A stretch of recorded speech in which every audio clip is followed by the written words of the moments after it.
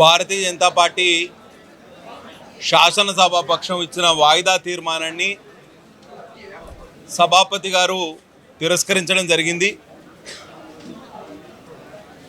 అందుచేత ఆ విషయాన్ని ఇక్కడ ప్రస్తావించే ప్రయత్నం మేము చేస్తున్నాం.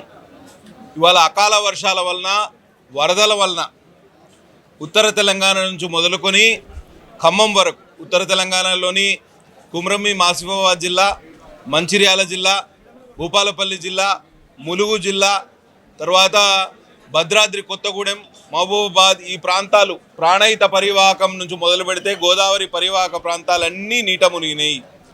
వరదల వలన మొత్తం వాగులు వంకలు అన్నీ ఉప్పొంగినాయి. ఎక్కడా సహాయక చర్యలు ఎక్కడా జరగట్లేదు.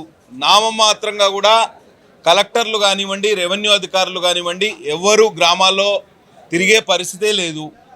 రోడ్లు పూర్తిగా ధ్వంసమైనాయి, బ్రిడ్జులు కొట్టుకపోయినాయి, పంటలు పూర్తిగా నీట మునిగినాయి.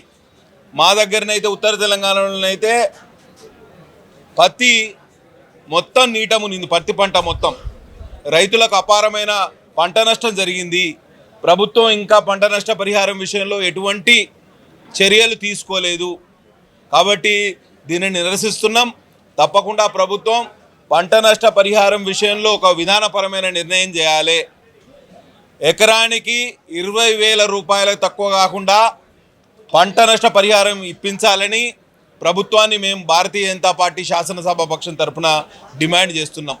ఇవాళ ఇచ్చిన వాయిదా తీర్మానం మీద చర్చ పెడితే ఈ విషయాలన్నీ సభ దృష్టికి తీసుకొచ్చి ప్రభుత్వం నుంచి మేము సమాధానం రాబట్టడానికి ప్రయత్నం చేసినాం. కానీ ఇవాళ ప్రభుత్వం చర్చ కోసం ఎటువంటి సిద్ధంగా లేదు అనే విషయం ఇవాళ మాకు అర్థమైంది. ప్రజా సమస్యల మీద వాళ్ళకి చర్చ కోసం ఏ రోజు కూడా ముందుకు వస్తలేరు. చాలా దారుణమైన విషయం. పంట నష్ట పరిహారం విషయంలో ఇకనైనా ప్రభుత్వం ఒక విధానమైన ప్రకటన చేసి ఎకరానికి 20,000 రూపాయల పంట నష్ట పరిహారం ఇవ్వాలని మేము డిమాండ్ చేస్తున్నాం. అట్లనే ప్రధానమంత్రి ఫసల్ బీమా యోజన అమలు చేస్తామని కాంగ్రెస్ పార్టీ తమ మేనిఫెస్టోలో పేర్కొన్నది. ఇవాళ 8 నెలలు అయింది. 8 నెలల తర్వాత కూడా 2 పంట సీజన్లు అయిపోయినాయి. ఒక యాసంగి అయిపోయింది, వానాకాలం అయిపోయింది. 2 పంట సీజన్లో కూడా మీరు ఇంకా ఫసల్ బీమా యోజన, ప్రధానమంత్రి ఫసల్ బీమా యోజన అమలు చేయలేదంటే ఇది మీ అసమర్థతకు పరాకాష్ట. రైతు ప్రభుత్వం అని చెప్పుకునే రేవంత్ రెడ్డి ప్రభుత్వం ఈ విషయంలో సమాధానం చెప్పి తీరాలి. తప్పకుండా వెంటనే ఫసల్ బీమా యోజన ఏదైతే కేంద్ర ప్రభుత్వం ఇస్తుందో ఒక వాటా కేంద్ర ప్రభుత్వం కడుతుంది, ఒక వాటా రైతు కడతాడు, ఇంకో వాటా రాష్ట్ర ప్రభుత్వం కడుతుంది. ఉచితంగా పంటల బీమా పథకాన్ని తీసుకొస్తామన్న రేవంత్ రెడ్డి ప్రభుత్వం ఉన్న పథకాన్ని అమలు చేయని అసమర్థతను చాటుకుంటుంది. కాబట్టి ప్రధానమంత్రి ఫసల్ బీమా యోజన అమలు చేయాలి. పంట నష్ట పరిహారం ఇవాళ ఫసల్ బీమా యోజన ఉంటే పంట నష్ట పరిహారం ఆటోమేటిక్గా ఇన్సూరెన్స్ కంపెనీలే రైతులకు చెల్లించాయి. ఆ పరిస్థితి కూడా లేదు. ఇటువంటి పరిస్థితుల్లో వెంటనే ఎకరానికి 20,000 రూపాయల పంట నష్ట పరిహారం ఇవ్వాలి.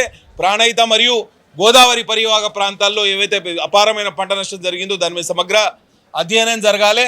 రైతులందరినీ ఐడెంటిఫై చేయాలని భారతీయ జనతా పార్టీ శాసనసభ పక్షం తరఫున డిమాండ్ చేస్తూ సెలవు తీసుకుంటున్నాం. ఇప్పుడు నిజామాబాద్ శాసనసభ్యులు సూర్యనారాయణ గుప్తా గారు మాట్లాడతారు.